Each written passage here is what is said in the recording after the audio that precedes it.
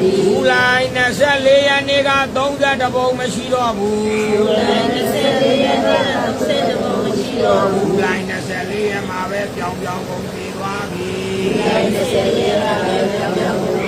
ဘူးလိုင်း25ရက်ကိုရောက်မလာဘူးဘူးလိုင်းက25ရက်နေ့က30ပုံတွေကောင်းဒီမာရီယာရှိလက်လို့ပေါ်ပြီးကြောက်သွားတာဝါကနေပေါ်ပြောက်ဝါကနေပေါ်ပြောက်15ရက်နေ့မှာလဲအပိုင်းပိုင်းအပြတ်ပြတ်9နာရီက9နာရီမှာပဲပြောင်းရှင်းသွား26ရက်နေ့ကိုပဲရောက်နိုင်မလဲ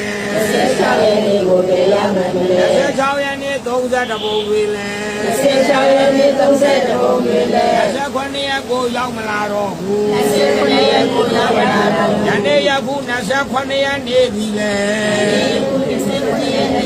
မနက်ပိုင်း30ပုံတွေအကုန်ကုန်သွားပြီပဲ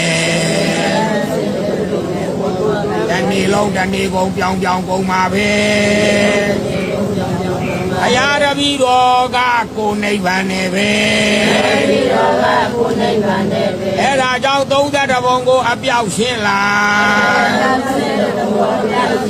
ပြောက်ရှင်းသွားတဲ့30ပုံတွေဒီမင်းဒီလမ်းခွဲသွားသလို